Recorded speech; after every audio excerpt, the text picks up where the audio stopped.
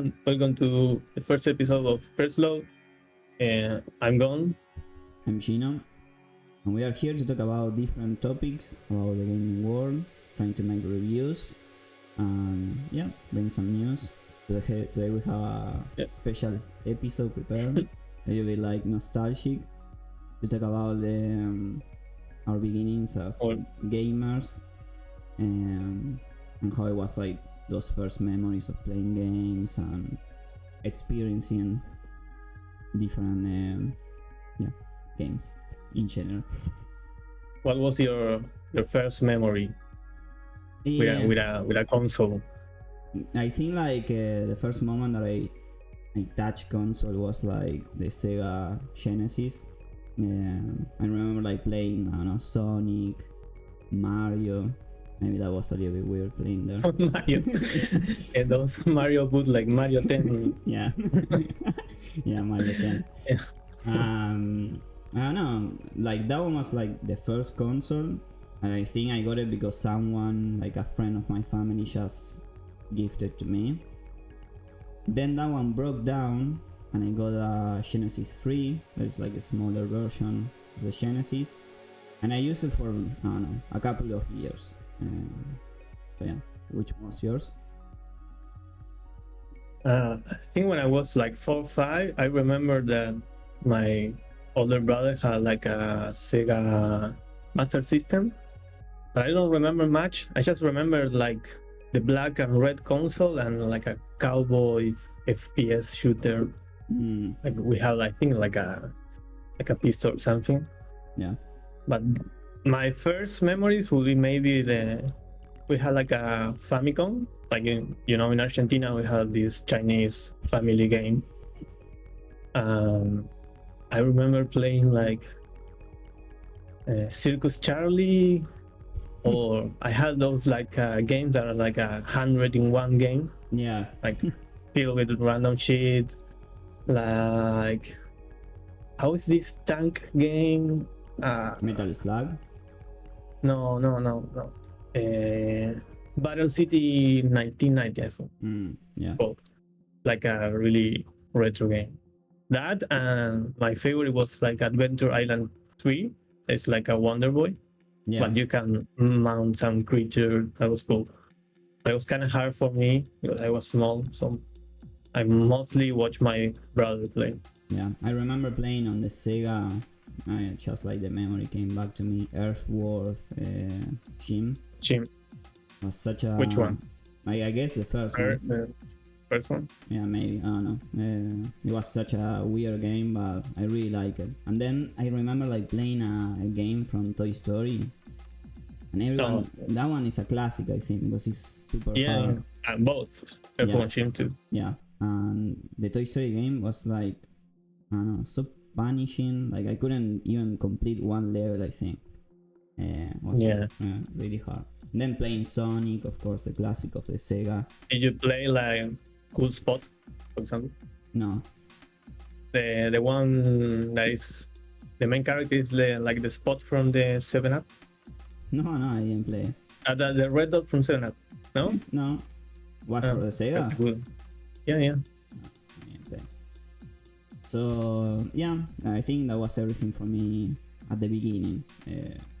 Then I think more exciting times came, and it was a transition from like a Sega console to something more like powerful, like the PS1. I think the PS1 was such an impact for me. Like I remember just going to, I guess like my dad was working with someone and they had like a PS1 there, and just trying the console for the first time was just mind-blowing. The graphics, the sound, the games, everything had like such a different quality of what I was used to. Yeah, from that time I think like I just became really annoying for my family, asking all the time, I need a PS1. Then when I got it, I don't know, I just had like so many memories of playing from, I don't know, Harry Potter games that were really special. to Resident Evil and like being there in my grandma's house, like playing Resident Evil 3 in the middle of the night and just getting super like shitting my pants all the time. So it was a great console. It was for you.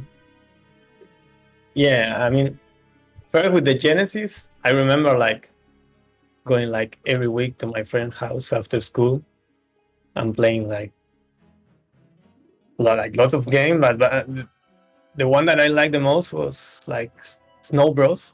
I don't know if you know it. Yeah. Like the first time we beat that game was like I don't know. We couldn't believe it. So, like the first time that we beat a full game. But most of those games were kind of hard, no, for a kid. Yeah. Like, and then yeah, with the PlayStation 1, of course, like we got it. Our first games I remember were Crash 2 Yeah. and Vigilante 8. And I think, Do you know it? No, that one I don't know it.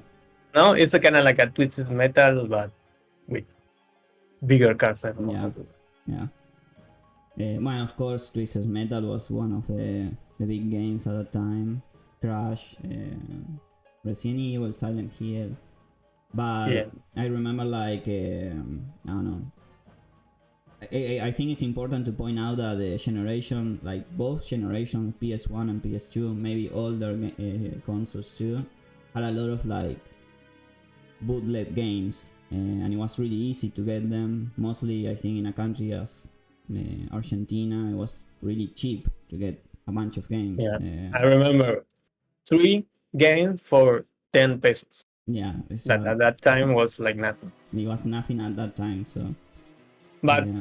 we didn't know that those games were bootleg. Yeah, I mean, actually, like- to be honest, like the first time I saw a copy of an original game, it was in Japan. We both lived in Japan for a few years. I lived for 1 year and a half, lived for more time. Sweet. Yeah. And in Japan is when like I started to see all these original copies of PS1 games, and I didn't even know that the back of the CD was black. Yeah. I also saw like PS2 games, original PS2 games. That was kind of not so different from what we were used to, because it's just a DVD case and the DVD doesn't have anything special except from like those very old PS2 games are like blue in the back. And yeah, the PS1 I think was such an amazing console with a lot of great games.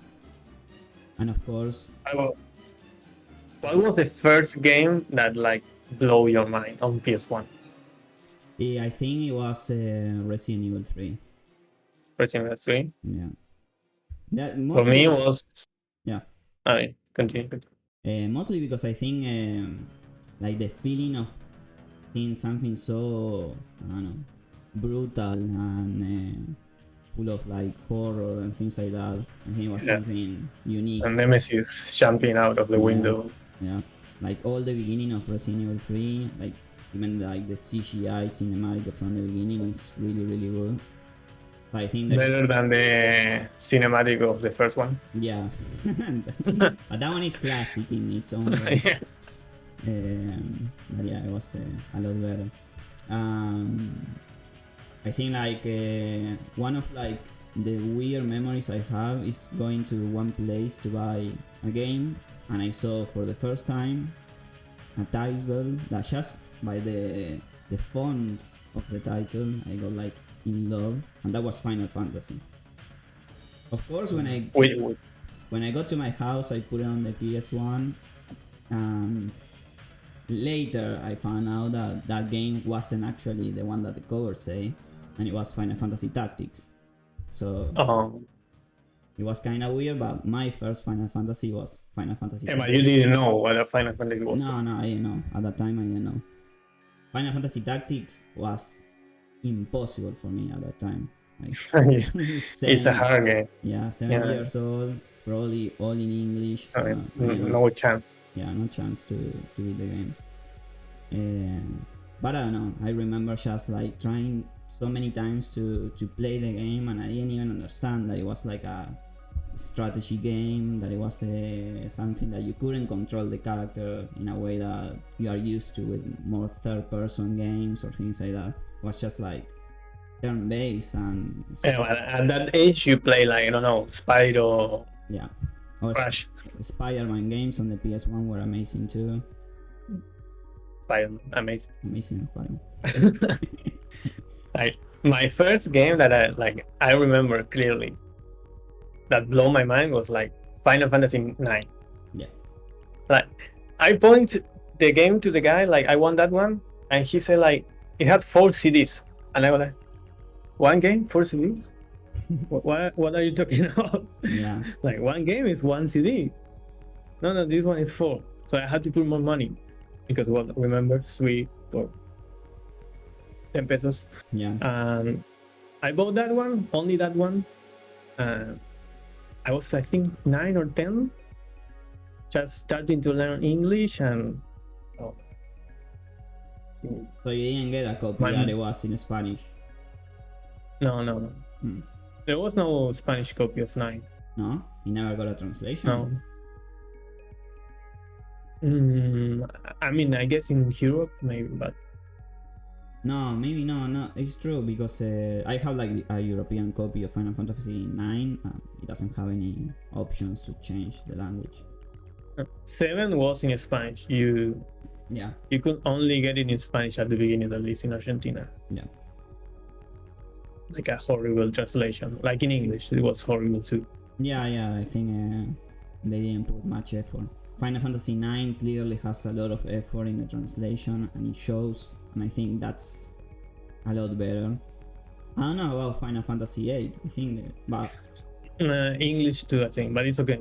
yeah, I played Hey, on. once you move from simple games like Spyro, like I say, to those 4 CD games or games like Resident Evil, like you say, Silent Hill, whatever, it's like, I don't know, it's a game changer for me. Like that's where I fell in love. Like I need to play more of this. I want more Final Fantasy. I want more JRPGs. Yeah. I think it was like for me, in terms of like my love with Final Fantasy. This will sound very weird, but like when I was a kid, I saw like I played Tactics. After a while of trying, I just gave up on the game. Some time passed, and I started to play other things. But I remember being in my grandma's house, like watching TV, and I just saw like a movie that was playing there, and I thought, what the fuck is this? Because it looks Which movie? Advent Children. It's Advent Children? Yeah. Well, I thought you were gonna say the Spirit Within. No, that one I didn't see it until Advent Children on the TV? Yeah, on the TV. And I was like, do you remember Animats? Yeah. That channel. Yeah. And I just saw like something like the movie was already started, and I don't know. I think it was halfway through the movie, and I just thought this is like the best thing ever. Like from an aesthetic point, no, like cloud and clothes that they use in Advent Children. So that was my point where I saw like, and that's why I love Advent Children so much, because I don't know, I have that nostalgia. I mean, it thing. still looks great. The graphics. Yeah. Maybe it's not a great movie in a narrative aspect. Only if you are a Final Fantasy VII fan. Yeah, I think like if you like Final Fantasy VII and you like the world of Final Fantasy VII, I think there is a point where like everything that you can get from Final Fantasy VII is okay. Sometimes you think that Square Enix is milking the cow a little bit, but it has some games are interesting, some more than other. Like Dirge of Cerberus, maybe it's not the best game, but Crisis Core at that time was a very good game. Crisis Core is good. Yeah. And we have things like the remake of Final Fantasy VII that it depends on how you look at it. I mean, the game is good. The game is good. It's a fun game. It works. Yeah, you can say it's a bad game. The gameplay is really good. The gameplay is amazing. The graphics. The graphics were really good at the time. but I think like we were in Japan when that happened. Or like we just met at that time and we were really hyped about the game.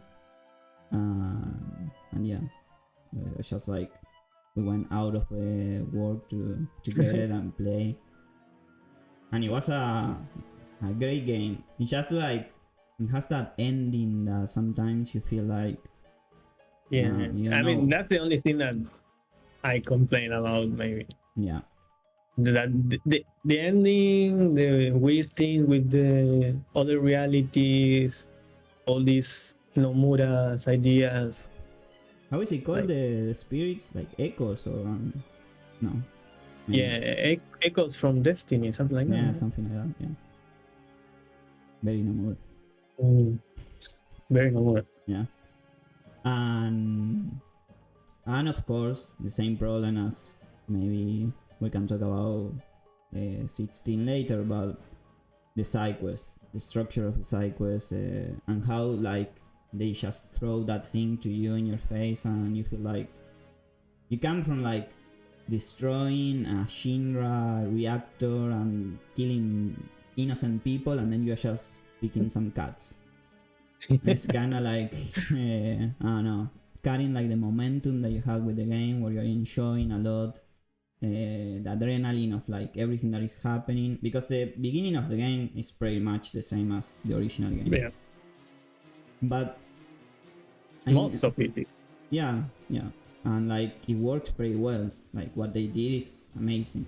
It was a very wonderful translation from what you have in your memory, that it was the first part of the game, to what it is in the remake. And after that, it has moments that are weird, characters that are weird, maybe unnecessary. But I like, in some way or another, that kinda you get like a more in-depth look to characters like Jessie, Wedge, Biggs. They have more, I don't know. Yeah, they have more screen time, but Yeah. I kind of wanted to see when you are like in Shinra, in the prison. Yeah. When you escape the prison and you see all the blood trail, and then the Shinra. It's more like a alien prison. cam. Yeah. I wanted to see that, like with this graphic, but no. It's not. Yeah, it's like a weird, I don't know, mucus. Yeah, like it's a black thing, no? Yeah, I don't remember it's kind of right like, now. yeah, it's like a, I don't know, you can see some, it's like a weird Like a liquid that is like, ectoplasm, yeah, it's like jumping and moving. like Randy from South Park. Yeah. So It was a ghost. yeah. So I don't know. I think going back to the PS1, yeah, the PS1 was a great machine. And then I move on to the next generation, which you didn't. Yeah, I didn't. I didn't have the money for a PS2. Eventually, I got a PC, and that was my Your thing. PC age. Yeah. Few years only in PC. Yeah. For me, But yeah, the I mean, for me, like the PS2 was, I think, like such a big console, even bigger than the PS1. Of course, like many things, like you're a little bit older, you start to get into different games. You have like games like I don't know, Kingdom Hearts 1 and 2, Silent Hill 2 and 3, Metal Gear Solid, which is like one of my favorite things in the world. I don't know, like the PS2 had that advanced feeling of like graphics, and everything was so high quality. And I think like looking back today, it's really hard to beat like the lineup of games that the console had at that time. I think I don't know. I remember the first time I bought. it's just as good as the PS1 line. Yes, They yeah. are both like Yeah, the same yeah, level. they are in the same. It's just that I don't know, some series got like the best title in the franchise. For many, I don't know, it's like something that if you like or not. I Final Fantasy. Yeah, and also depends if you grow up more with the PS1 era or or the in the PS2. PS2 era. So Yeah. Yeah, I think like for me it was more the PS2, but I remember just grabbing Silent Hill 3 for the first time, and I didn't even know because I didn't play Silent Hill 1 before, so or even 2. So I put 3 on the console, like, and that was like the moment I thought I can't play this. Like this is too much for me because it is a different feeling from like Resident Evil. Resident Evil is like your classic campy movie of like horror and zombies and other stuff. That it has, I don't know, a world building, lore, and characters are deep and everything. You have a lot of weapons. You can defend yourself easily. Yeah. Like I can play Resident Evil, but I don't think I can play Silent Hill. Yeah. But you should. Yeah. But like I think Silent Hill 3, and also this is really important, I think the graphics of Silent Hill 3 are just unbelievable. Like you can put it today, and the model of the characters and how everything looks is kind of like, I don't know, it has such a weird feeling, very particular. So yeah, I think like it was a very like big shock for me to play something like that. And then we have like games like Final Fantasy X, Kingdom Hearts, Metal Gear, Resident Evil 4, and so many others are part of the library. Yeah, and thousands of RPGs too. Yeah, too many. So but Final Fantasy X is it's not as good as the PS1 games. Yeah, I would say. Yeah. Like I think again, it's one of those games that if you play it at the right time, it might be the best thing for you. Because at the end of the day, what it has Final Fantasy X that maybe it's not really for me, but it is for a lot of people, is that it's a game that has such a strong love story, but it's really like young. It's like, I don't know, when you're a teenager and you love someone, or like you have those first feelings, and I think it really reflects that. So when you play it and you are older, maybe like the story doesn't grab you in the same way that it will be or it was back then. You can appreciate the gameplay, the graphics, the music, and other things of the story, but the main focus, I think, I didn't play it all, at least 20 hours that I had in the game. It's just. But I would say the story is the best part of the game, the best aspect. So. Like the way it changed to more like a linear gameplay, like going this play next this and next this. It's just a line. It's a line. Yeah. If you come from the older games, maybe that's not a good thing, but the story is good. It's solid.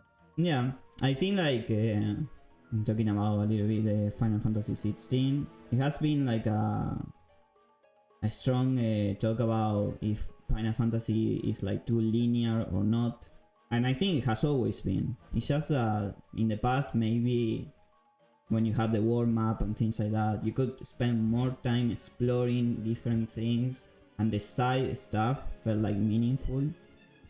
So you could like go to, I don't know, the Chocobo farm and do things, and then to go to the Gold Saucer and do the Chocobo race and breed your Chocobo to get the best Chocobo. Yeah, it is linear, but the way it's presented makes you think that it's not. Yeah, exactly. And for Final Fantasy, in 10 you can go back and forth. Yeah, but it's mostly just focused on a linear story, and it's not like, actually I don't know when, but like at least in the first 20 or so hours, the only thing that you can do as a side stuff, I think I might be mistaken, is a Blitzball. Yeah, I don't remember. Yeah, the side quests and things. It has like all these activities to get the Ultima, or the ultimate weapons. I don't know how is it called in there. You need to do the Chocobo racing, dodge the thunder. Dodge the thunder. 250 times or whatever it is the number. It's pretty high. And I don't know, it has those things kind of suck, but I don't know. We could say that it's part of the essence of the game. Not about the past. What have you been playing now? Now I've been playing for almost, I don't know if it's 3 weeks or 4 weeks or how many days have been, because to be honest I kinda lost count. I've been playing Final Fantasy XIV a little bit too much maybe. So yeah, I started the first expansion because after 16 and seeing like the team that is behind 14 and 16, that is I think it's Creative Unit Business 3 or something like that. I really wanted to like experience more of that way that they have to narrate a story and to tell you like different things. Yeah, I've been playing for around 160 something hours. I am in the second expansion. I think like the first expansion, and this is like the problem with Final Fantasy XIV, it's something that is really hard to recommend. Like if you ask me, would you recommend Final Fantasy XIV to someone? No, it's like when we talk about an anime that is so big, that it has so many things, like we were talking just a few moments ago about One Piece, and like The best anime ever. and you have like, but you have those things of people that say no, when you get to this arc is when it gets good. Well, it's something similar here. Like you need to go through the first arc or expansion in this case of Final Fantasy XIV to just get attached to the characters and see how the world is like building around you. And when you get to Heaven's Ward, something changed. Like you have quests that is like, I don't know, meaningful. It's not like you feel like you're doing something that is not giving you anything. So each quest, it feels meaningful. The voice acting is a lot better because I think they changed the studio. And those quests that are meaningful, like you said, it's still like collecting 10 random shit from that monster. Not so much. Like I think the structure it will be kind of the same, and in a way that is okay. We need to talk to these 3 different people that are in the city, try to find them, but again, and it happens the same like with Final Fantasy 16. It's not what you do in the quest that is kind of fun, but like the meaning behind the quest or what they have to tell you. And I think that's what it works.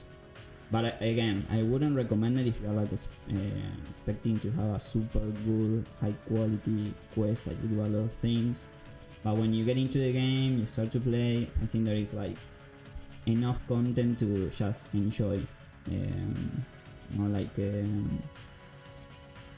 raids, the dungeons, if you want PvP, I don't think PvP is really popular in Final Fantasy XIV, but it is there. But I don't know, it's something that you need to go through the game.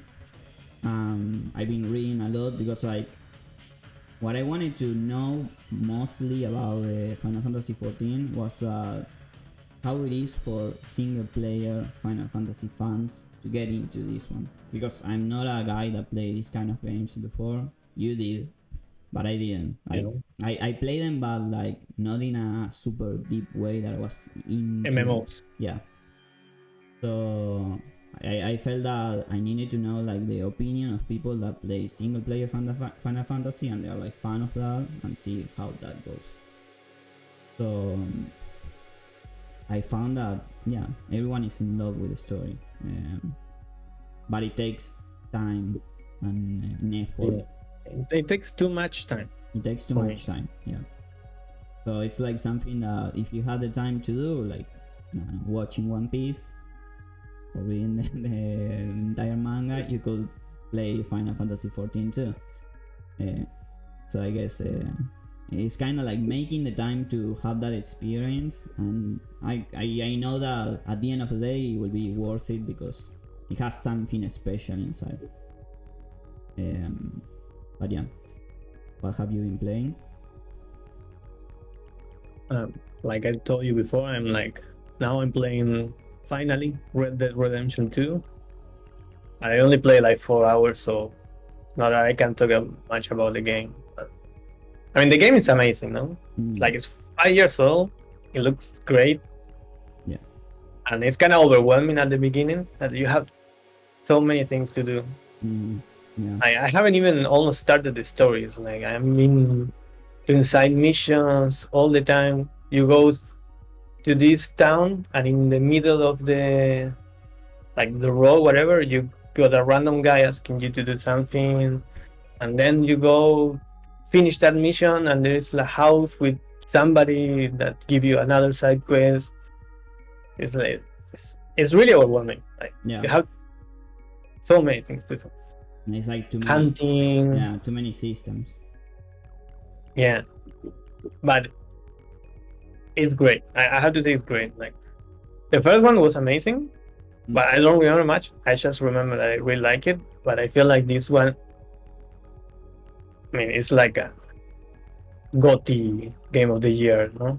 Game. And it didn't Quality. win. And it didn't win. It didn't win it. Because of who won that year? God, 2019. God of War. God of War? Yeah. Yeah, no. I think that in 4 hours, this game is better than God of War. But like again, this is like something that I think I told you many times. Like the world is an open world, and it's not that traditional. It's not like the Ubisoft world that it has so many marks and things. Icon. Yeah, that it becomes like a checklist. And you need to do one thing after the other to just finish it. This world feel like organic in one way or another, because it's like that. You are just maybe going through somewhere and someone is there and he needs help, and you do something small. Maybe it's not like a super big quest. And I remember there is someone that is like doing something with a horse, and he asks, "Can you help me with the horse?" And you just go down and help them, and that's it. Bye bye. And I think so many things are like happening without you being in the moment or part of that moment where you see all the things. And that make it a lot better too. Yeah, I think it makes it like really special, because and help you with your OCD, like playing, like for example, Horizon. Yeah. I felt that I had to do everything. Yeah. All the quest icon, everything. I had to go there, do it. It's like a chore. Yeah. And in this game, I don't feel that, because I don't see those icons. Yeah, that's the thing. Like maybe the side quest will appear in such a, I don't know, in one moment, but if you are not there, you won't see it, and maybe will disappear. So it is like that type of experience that when you find that side stuff that is not related to the story, just make you being involved with the rest of the game. Like you are inside the game, living the game, and it becomes kind of like a simulation, because you just get the feeling of being in a world that is alive. I think like this game, without like trying to sell you that NPCs have their routines and they do the things in the morning and in the afternoon and in the night, like that is like everything that Cyberpunk tried to give you in one way. Like they wanted to sell you, no, the NPCs will do this and that, and Red Dead Redemption already did that with this game, and it was so much better than what we saw in a game like Cyberpunk, that it clearly lacks many things, to be honest. Yeah, totally.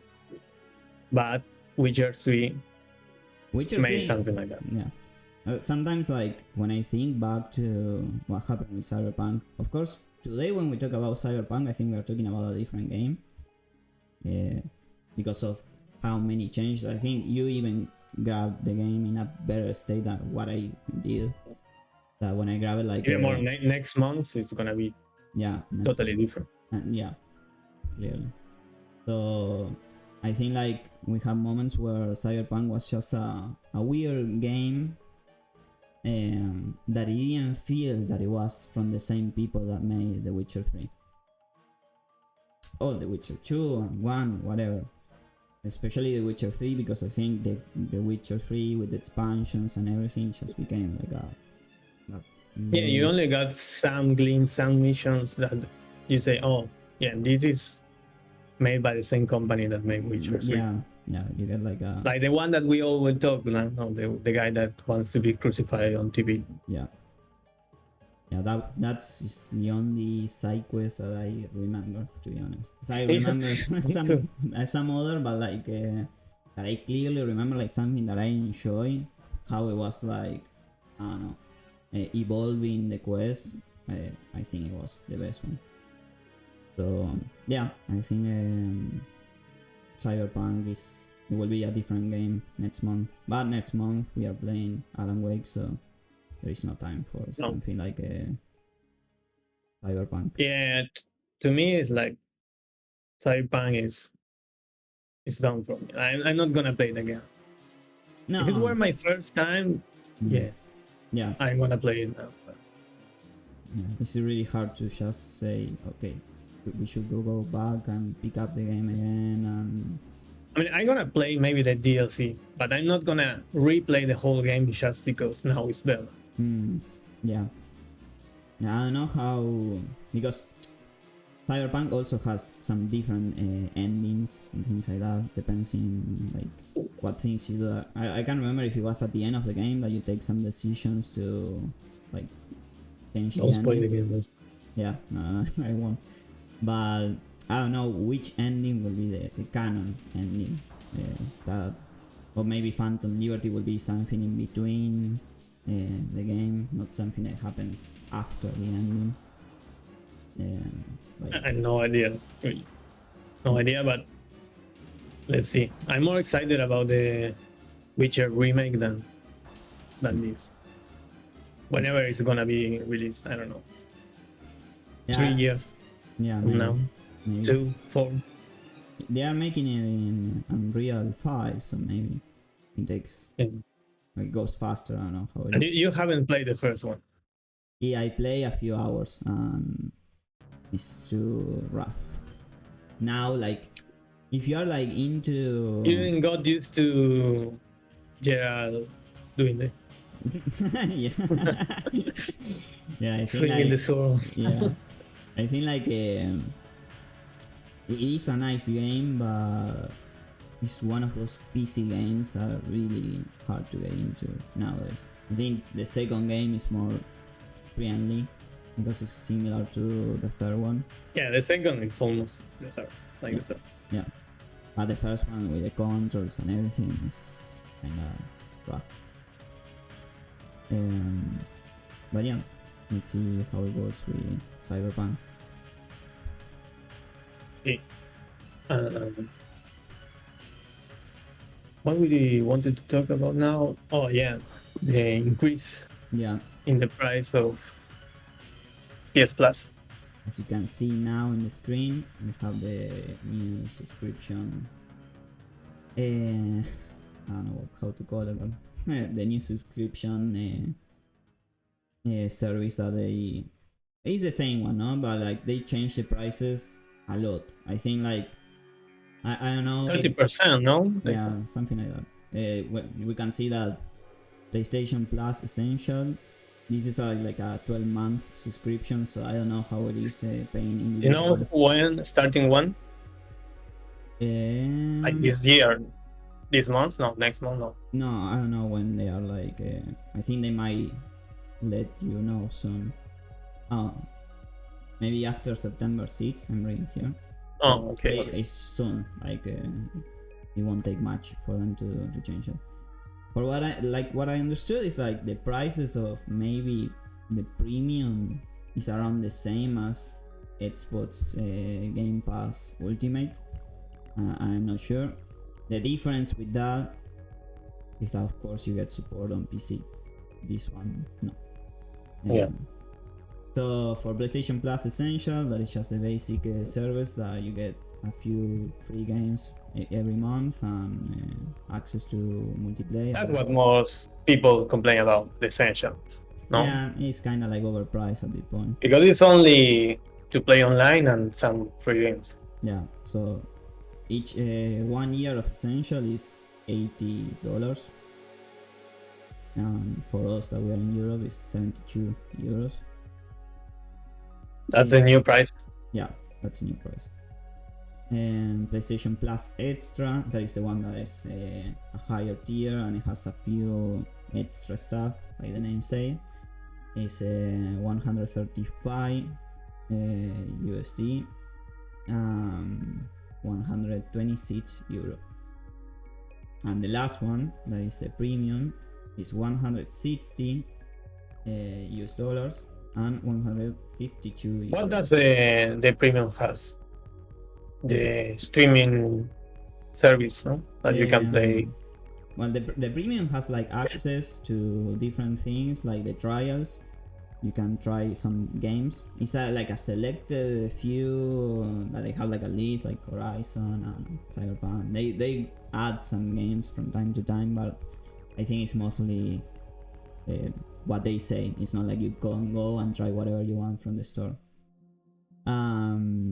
Then you have access to the classic games like PS1, PSP, PS2, whatever they throw there. That is kind of bare bones, to be honest. It's not such a great thing. And then you have access to the other things. But I guess, yeah, you can stream, you can play them. But PS3 games are the only ones that can be played in another way than streaming, which is a shame. And yeah, and then we have like a few. I don't know what. Would you agree? Would you agree with me that Game Pass is a better system? Like, it depends on what you want to play. I think it's better, but they also change. Like, you can get the $1 thing anymore. Yeah, they remove. I understand that they remove it because now today we have the Starfield reviews coming and everything, and the early access for those that got the game like that. But they give you more, way more. Yeah, I know that maybe they are not earning money or losing money even. Yeah, They can do it. But yeah, they can do it. Yeah, it's a better service. Like if you enjoy the things, but you play a lot of PS Plus this last, I think, month. But those games are also on Xbox. Yeah. And like again, Sony doesn't like to play in the same way of Microsoft. They don't play and they don't put the first party stuff day one, because of course I don't think Sony can handle putting a game of the size of, I don't know, The Last of Us 2 day one in a service like that, because it's just losing a lot of money. Or like Final Fantasy 16, it's impossible that it will be there because it's just losing money. But yeah, I guess like you can say that Game Pass, it has a better deal. Again, I think it depends in what you want to play and how you feel about like the subscription service. If you like us to collect games, like physical copies, yeah, it's kind of. I think that, and if you don't play online, maybe you don't care much about they don't put in the first party games on day one. Yeah. Because you're gonna buy the game, you wanna have the Blu-ray. Yeah. So at least for people like us, it's the same. But for people that doesn't mind they don't want to get the Blu-ray disc. Maybe for those kind of people, Xbox is a better system. Yeah, but again, it depends, I guess, like in what kind of games you want to play. To be honest, like if you like PlayStation, I guess, like if you like the IPs that they have, you just want to play that. So I guess like you have some nice things on the PlayStation Plus subscription. Like there is in first party games like Horizon, like Ghost of Tsushima, Returnal, I think it was Ratchet and Clank. But as a service, maybe it's better for you to just buy the games digitally. Yeah. But not pay for the Plus. Because if you play those games, you are not playing online games. You just play single playing games. Yeah, So maybe you just buy 2 or 3 first party games online. Yeah. But don't pay for the plus. and this is like a good point, I think, to talk about physical games, because and this is what like happens, I think, nowadays with the physical copies of the game. We have this year some pretty big games like Baldur's Gate 3 and Alan Wake 2 coming only digital, and I think it's pretty sad that we are like doing that transition to digital only, because again, like not having a physical copy of the game, like for us it's more of like a collector's things, not so much about preservation of the games and that stuff. Like I like to have these copies of the game because I like to try to play the original version of that game, mostly when we have pretty bad ports of games and overpriced. But also one of the things that is really important, for example here in Sweden, and I told you this, we have stores that sells like physical copies of God of War, Spider-Man 2, or whatever thing that is coming for like first party. They sell them cheaper here, I don't know why, than like in the store. So maybe, no, if a game it costs like 80 euros in the PlayStation store, maybe you can get it for 60. Or big difference. It's a big difference. And also yeah, second-hand games. Second hand, yeah, exactly. I think like that is the strongest point that we have, no? That second-hand games are just the easiest way to get into collecting games or things like that. For example, I don't know, I wanted to play Spider-Man because Spider-Man 2 is coming out in October. I didn't play the first one, I just played Miles Morales. If I wanted to buy the physical version of Spider-Man, it was like, I don't know, really cheap, maybe 15 euros or something like that. Yeah, or less you can get. Yeah. And then like putting 10 more to just get the PS5 version, because you have that upgrade that you need to do. But instead, like if you wanted to buy the digital PS5 version of Spider-Man, it was like, yeah, you're gonna need to spend 60 euros or whatever, $60. And I think that's what their objective, to Yeah. just kill the second-hand market. Yeah. And they are gonna be the only one that sell the game. So if you want to play, you need to buy it on their store. Yeah, I think it happens the same with Alan Wake. Like they come with excuses and things like that. It's better for us because we have more time and we don't need to do this process of like going gold. Now that can be also like a little bit scary, because if you need more time, it's kind of like you're saying that the game is not ready yet, and we are really close to. Yeah, we give you 1 month more if you want, but just like I think like it's not necessary to just come with a game. I don't know how it works. Maybe they have like companies are behind them and things like that. They have a deadline that if they pass that, it will be worse for them. Yeah, but they released Alan Wake remake on physical. Yeah, and Control 2. They did like 2 times too, because they did like the PS5 version, they did the PS4, of course Xbox, and something else. But yeah, at the end of the day, I think like it is kind of sad that we are losing games. And like games like, I don't know, here I have an example, the biggest example, this one. This game is lost in this console. Yeah, I can't play Yeah, because I don't have a PS4. yeah. You play every Metal Gear Solid game and you couldn't But touch. 4. Yeah, but 4. And it's pretty sad because like for me, I know that a lot of people have problems with Metal Gear Solid 4. Maybe too many cinematics and it's too long and blah blah blah. I love Metal Gear Solid 4 and I think it's a great game.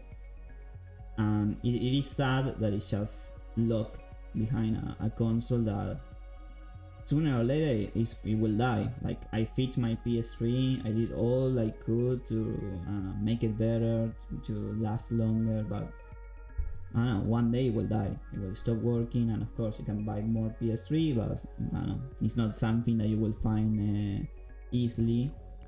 So it's kind of sad that these games are getting behind. Same happened with Silent Hill. You can't even play Silent Hill 1, 2, and 3 today legally. Of course you can emulate and use the PC ports that, thanks God, fans work so hard to make the proper remasters and all that shit that we got on the PS3. But at the end of the day, the original copy of the game, the best version of the game, is still on the PS2. And in the case of the Silent Hill 1, it's still on the PS1. Never like came out of there. So yeah, that happens a lot. Like Chrono Cross also. Chrono Cross, man, but Chrono Cross got a sad port, but it got a port. Yeah, but it's a sad port. The best version is still the PS1. Yeah. And so of course, like, if you want to play games, I am really, and I think you too, into like collecting that retro stuff, and I am all for like enjoying the games as we can, like or like enjoying in a more like pure way, playing with a CRT TV and the console. Like, it's magical, but that is not accessible for everyone. Like, I was lucky that I just found like an old woman that wanted to throw out her TV, and I just went to pick it up, and that's how I got a CRT TV. And like in your case, like if you go back to Japan or you live there is like easier too, because they have such a big love for technology, both old and new, that I guess it's easier to just find the things that you want. But yeah, one day we are gonna talk about Japan. It's like it's a completely different thing. They have everything, like a whole episode for that. Yeah, Japan is special. Yeah, so yeah, I think but yeah, we like to have the game on our bookshelf. It's like you collect books, you read the books, and it's nice to see the book in the bookshelf, how it looks with the rest of the books. It's not only the disc, no, it's nice to see it.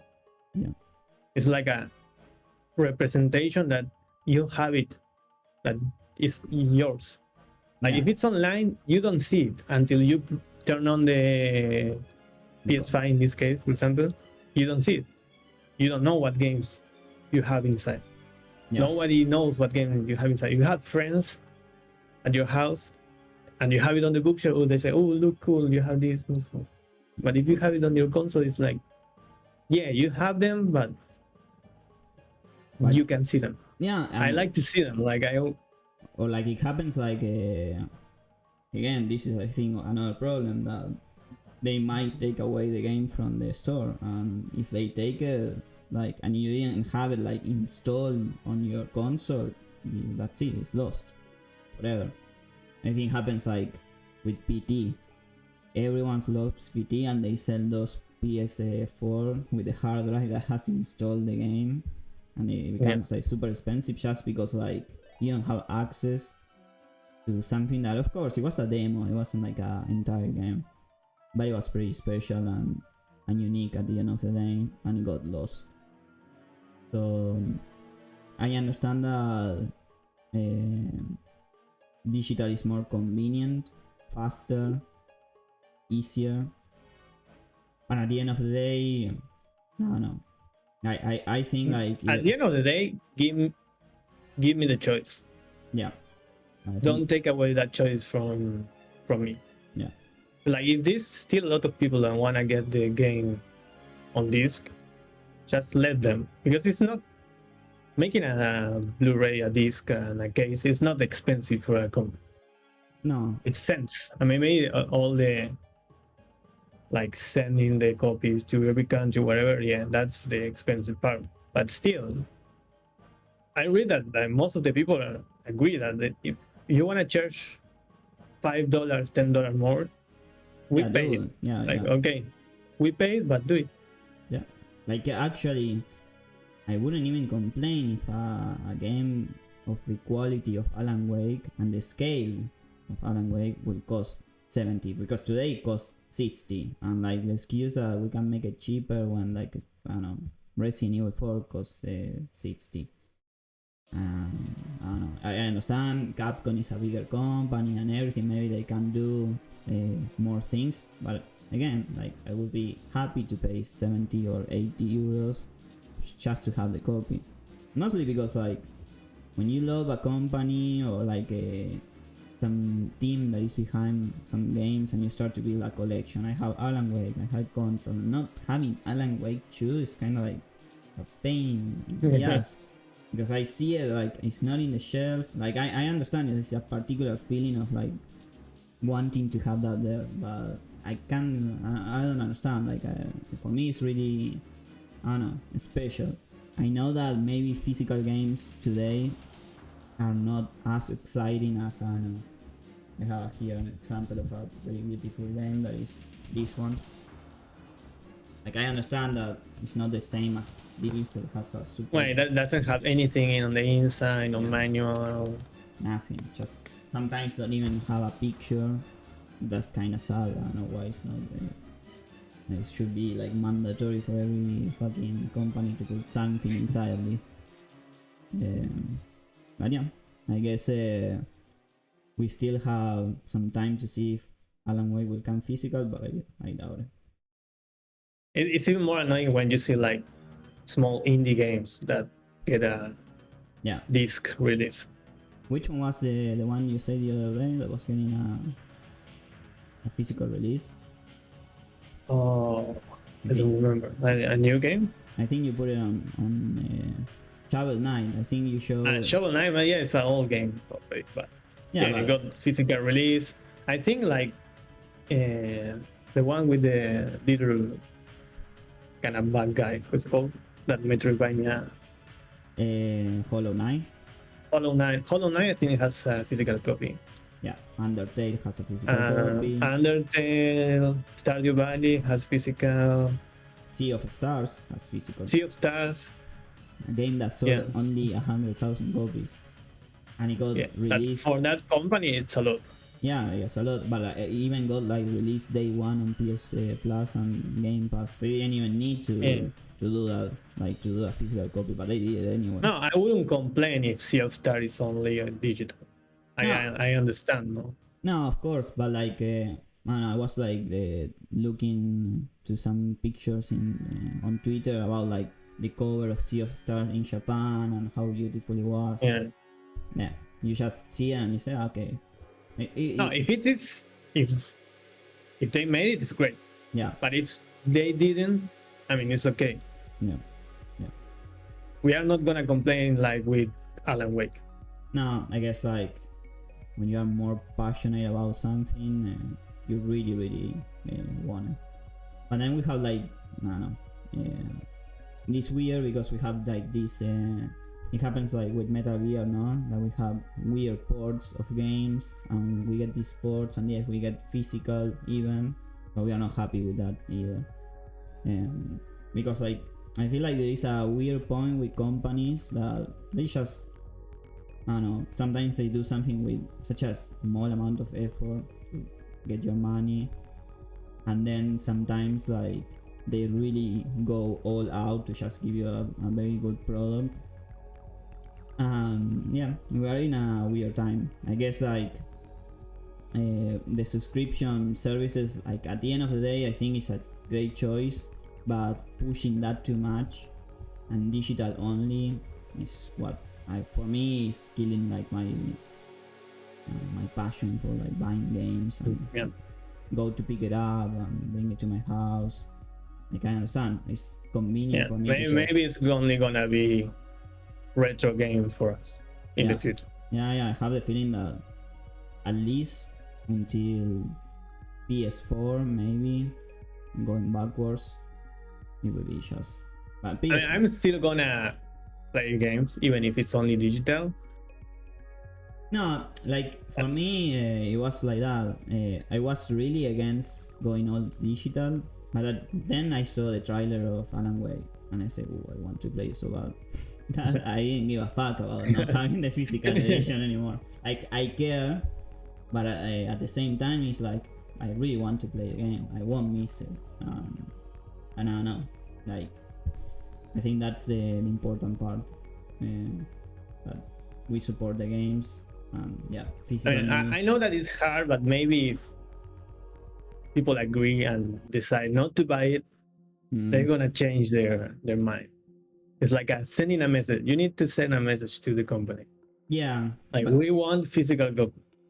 yeah, but like I think they saw the reaction to that. Like when I remember when Starfield, I don't know if it was a mistake or what, they say that it was going to be just a bot with a code. That for you that's maybe okay, but the people wanted the disc. They wanted to have the disc, and they got so upset that they say that it was only going to be a bot with a code. And I think they see that reaction. Like when they announced Alan Wake will be all this and they need to make a statement to clarify the situation, is because they saw the reaction to that and they need to just go and say, no, this will be only digital because of this and this. And it's all excuses that I don't know, I don't give a fuck about the excuses that they have. But at the same time, it's like I would like to see them like trying something different, because then you have things like limited run and things like that we are not really into that. I never bought from them, but I know that they do like very special editions of games that or are like very old, and they bring them back, or I don't know, they just make a physical edition. But then again, when they made that physical edition, that thing becomes so precious that it's like a race against everyone to just go and get it, and then when you want to buy it second hand, it's overpriced in a way that is impossible to afford. Yeah, maybe that's what I'm gonna make in the future. Just open like Illustrator, make a fake cover, buy a case, and put it in the bookshop. Well, you already did that with PS1 games. Empty. Yeah. Yeah, I think there is no other option to the future. Like, it's weird because with music you have like this trend, I guess, that physical media for music or albums is still there. Like you have companies printing records, and at least I don't know about other places, no, but around Europe and Japan mostly. Japan is like an exception. We can talk about Japan because Japan loves physical and there is something that they have culturally in their blood. But for music, I think like we still get like physical or reprints of old albums. Like for example, for me, that I like very like niche music that is not common. I still have the chance to get those albums again on vinyl or whatever you want, and it's amazing. Like, to be honest, they're even making tapes. Yeah, they are making tapes like new tapes. Yeah. So the excuse for games is, I don't know, it's weird. Yeah. Yeah, it is. Oh. Something else you want to say? No, I think it has been 1 hour of this first episode. So yeah, we're gonna try to be back next week with a follow-up. So thank you for watching. Yeah, thank you to everyone that is watching, if everyone watching. See you next time. See you. Bye.